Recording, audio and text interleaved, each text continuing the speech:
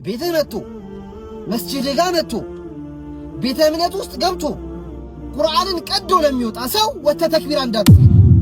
እናንተ አንድ ነገር ግን እንድታውቁት የምፈልገው ነገር ምን እንደሆነ ታውቃላችሁ? ይሄን የምትፈጽሙ ይሄንን ከአውሬ በታች የሆነን ስነ ምግባር የምትፈጽሙ አንድ ነገር ልንገራችሁ፣ አስረግጬ የምነግራችሁ እነዚህን ቦታዎች ሙስሊሙ ማውደም ቢፈልግ 24 ሰዓት አይፈጅበትም። በአንድ ችቦ ሁለቱንም ማቃጠል ይቻላል።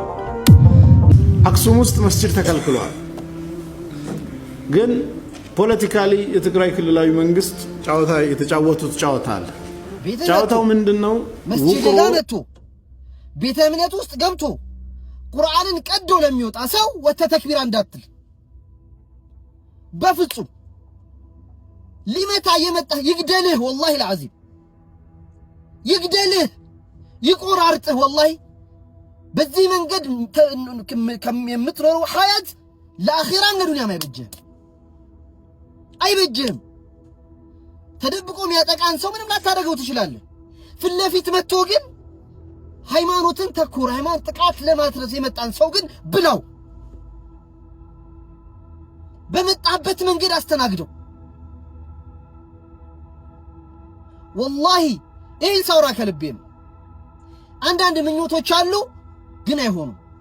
ምን አለበት የአክሱም ወጣት በሆንኩኝ እኔ፣ ምን አለበት ነዋሪነት የዛ በሆነ ዛሬ ሞት ነበር መሆነው ሆኜ ሞት ነበር። በአላሁ ሱብሓነሁ ወተዓላ መንገድ ላይ አንዲት ፍሬ ጠጠር እንኳን ወርውሬ አንዲት ኮብልስቶን እንኳን ወርውሬ አቅሜን ፈንክቼም እሞት ነበር። ሸሂድ ሆን ነበር። የእስልምና ክብር አልገባንም ማለት ነው። ይህንን ስል አክሱም ውስጥ የመብት ትግል የምታደርጉ ወንድሞች አባቶችን ምናምን ዝቅ አድርጌ ለማየት አይደለም። ላኪን አንዳንዴ ሁሌ የመጣ የሚመታ ሰው እንደምትጮህ ወታ አላሁ አክበር ብቻ እንደምትል የሚያውቅ ሰው ስቆ በሄዳል። 1000 ቦክስ ይምታህ 2 ጥፊ ምታው። የጥፊው ማዕና ኢማን ነው። የጥፊው ማዕና ሊላህ ነው። የጥፊው ትርጉም ለአላህና ለመልእክተኛው ለኢስላም ክብር ነው። ቫልዩ ከፍ ያለ ነው።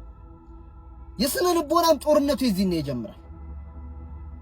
ሚዲያ ቢጮህ ሚዲያ ባይጮህ የሚያመጣው ፋይዳ የለም። እዛ አካባቢ ያላችሁ ወንድሞች ሊጎዷችሁ ሊመቷችሁ መስጂድ ውስጥ የተከበረው የአላህ ቤት ላይ ከነጫማ ገብተው የአላህን ቃል ወላሂ ተያይዛችሁ ለቁ። አንገታቸውን ነክሳችሁ ለቁ። ለምን መጥቶብህ ነው? ሄደህበት አይደለም። አላህ ፊት አላህን ለመማፀን ሄደህ አላህ ፊት ቆመ የመጣብህን ሰው ሄስቴት አታርገው። አቴ ክብር የሚገባው ሰው አይደለም፣ የውሻ ሞት የሚገባው ሰው ነው። እስከ መቼ ድረስ መስጂድ ሲፈርስብን አዛን አትበሉ ሲባል አክሱም ላይ ቁርአን ሲቀደድ አባቶች በዚህ መንገድ ተደብድበው ሐኪም ቤት ሲገቡ እንዴት ሌላ ነገር ማሰብ ያቅተናል? ይህንን ጥቃት ሊፈጽሙ በአካል የሚመጡባችሁን ሰዎች በሚገባቸው ቋንቋ አስተናግዷቸው። እናንተ አንድ ነገር ግን እንድታውቁት የምፈልገው ነገር ምን እንደሆነ ታውቃላችሁ? ይሄን የምትፈጽሙ ይሄንን ከአውሬ በታች የሆነን ስነ ምግባር የምትፈጽሙ አንድ ነገር ልንገራችሁ፣ አስረግጬ የምነግራችሁ አብሯችሁ ለበላው አብሯችሁ ለኖረው አብሯችሁ የእናንተን ባህል አብሯችሁ ለሚፈጽመው የራሳችሁን ቋንቋ ለሚናገረው ያልሆናችሁ ለማንም አትሆኑ። ለራሳችሁ ሰው ያልሆናችሁ ለማንም አትሆኑም። ይሄንን ወቁ። እንኳን አይደለም አገርን ማስተዳደር እንችላለን፣ በኢኳሊቲ ሰውን እንመራለን፣ እንዲናረጋለን የምትሉት ማለት ነው። መጀመሪያ ራሳችሁ ክልል ላይ ላለው ለራሳችሁ ህዝብ ቆማችሁ ጀግና ሆናችሁ ሰርታችሁ እኩልነትን አስንፋችሁ ከዛ በኋላ ትጮሃላችሁ። ፖለቲካ ለመስራት ራሱ አእምሯችሁን አሰሩት። ለፖለቲካ ለመስራት ህዝብን በክልላችሁ ላይ ላለው ያላዘናችሁ ያራራችሁ ሰው ለቤተሰቡ ሳያዝን ለሌላ ያዝናል እንዴ? የማይመስል ነገር የትግራዋይ ነው። ታዲያኛ የማን ነው አለን? ትግራይ ናቸው እኮ እነዚህ እህቶቻችን ወንድሞቻችን። ሙስሊም ብቻ ስለሆኑ ነው ትግራይ አይደሉም እንዴ? እዛ አይደለም እንዴ የተወለዱት? ከናንተ ጋር እኩል በርዝ የተደረጉት እዛው ሀገር ላይ አይደሉም? ለዛ ሀገር ደማቸውን ሲያፈሱ አልነበሩም? ከናንተ ጋር ሲተገሉ አልነበሩም? ዛሬ ላይ ምን ነው ከአውሬ በታች ሆናችሁ እነሱን ጆሮ ዳባ ብላችሁ መጥቀጥቃጥ ጀመራችሁ። ለናንተ ፖለቲካ መነገጃ ሙስሊም ማገዶ ይሆናል። ሙስሊምን ትጨፈጭፋላችሁ። ኢትዮጵያ ላይ ያለ ሙስሊም ቁጭ ብሎ አይመለከትም፣ ግን ለህዝቡ ሰላም ይጨነቃል። ለተቸገረው ህዝብ ያስባል። የሙስሊም አስተማሪዎች ሰላምን ነው የሚሰብኩት፣ መተዛዘንን፣ መከባበርን፣ ጎረቤቱን ማብላትን፣ ለጎረቤቱ መልካም መሆንን ነው የሚያዙት። ቆሞ የሃይማኖት አባት የሆነ ተነስና በለው እንዲህ እያላችሁ ትናገራላችሁ። ይሄን ለምትሉት ነው። ሌላውን ህዝብ እየተናገርኩ አይደለም። ሰላማዊ ህዝብ ሙስሊምና የሌላ እምነት ተከታይ ተከባብረው የሚኖሩ ብዙ ክልሎች እንዳሉ አውቃለሁኝ፣ አሁንም አሉ። ይሄንን ግን ለመፈንቀልና ህዝብን ከህዝብ ለማባላት የሚሰሩትን ሰዎች ነው እየተናገርኩ ያለሁት። እዚህ ውስጥ ካላችሁበት እናንተን ነው እየተናገርኩ ያለሁት። ይሄንን ለምትሰሩት ተንኮል፣ ለግል ሆዳችሁ፣ ለግል ወንበራችሁ፣ ለግል ፖለቲካችሁ ምስኪኑን ህዝብ ቢራብ የትግራይ ህዝብ አልተራበም እንዴ? እናቶች ተሰቃይተው አላየንም እንዴ? እስቲ አስቡላቸው። ለነሱ ተጨነቁላቸው፣ ስሩ ለነሱ። ህዝብን ከህዝብ ማባላት፣ ከሃይማኖት ማባላት ይሄ ፖለቲካ የከሸፈበት ነው፣ የተነገደበት። በፊት ሰራችሁ፣ አሁን ማንም በዚህ የሚገባ የለም። ሌላው ክልል ላይ ይቺ የምትመለከቷት ቤተክርስቲያን ግሸን ማርያም ነች። ይቺኛዋ የምትመለከቷት ደግሞ ሐይቅ እስጢፋኖስ ገዳም ነች። በሁለቱም ስፍራዎች ላይ በብዛት ዙሪያውን ከቧት የሚኖረው ህዝበ ሙስሊም ነው። ለዘመናትም እነዚህን ቦታዎች ሲጠብቅ የኖረው ከህዝበ ክርስቲያኑ ይልቅ ህዝበ ሙስሊሙ ነው። እነዚህን ቦታዎች ሙስሊሙ ማውደም ቢፈልግ 24 ሰዓት አይፈጅበትም። በአንድ ችቦ ሁለቱንም ማቃጠል ይቻላል። ነገር ግን ህዝበ ሙስሊሙ ግዴታው ምን እንደሆነ ታውቃላችሁ? እነዚህን ቦታዎች ለሀገራዊ ወንድሙ ለሆነው ለህዝበ ክርስቲያን መጠበቅ ነው ያለበት። ጠባቂ ነው። ለዘመናት ሲጠብቅ ኖሯል፣ ወደፊትም ይጠብቃል። የሚያስማማን ይህ ስለሆነ፣ ምክንያቱም እኛ ሀገራዊ ወንድማማቾች ነው። ጎንደርም ጎጃም የትም ስፍራ ላይ አንዳችን ለአንዳችን ጠባቂ ነው መሆን ያለብን እንጂ መጠፋፋቱ አይጠቅመንም። ለልጆቻችን ይሄን እናውርስ። ይሄን መልእክት ማስተላለፍ ፈልጋለሁ። ስለዚህ ኮሜንት ላይ እኛ ሀገራዊ ወንድማማቾች ነን እያላችሁ ጽፋላችሁ። ኢንሻአላህ በአላህ ፈቃድ አረፋ ላይ ለሙስሊሙ ለክርስቲያኑ አንድ የሚያደርግ አንድ ቻሌንጅ ይዤ እመጣለሁ።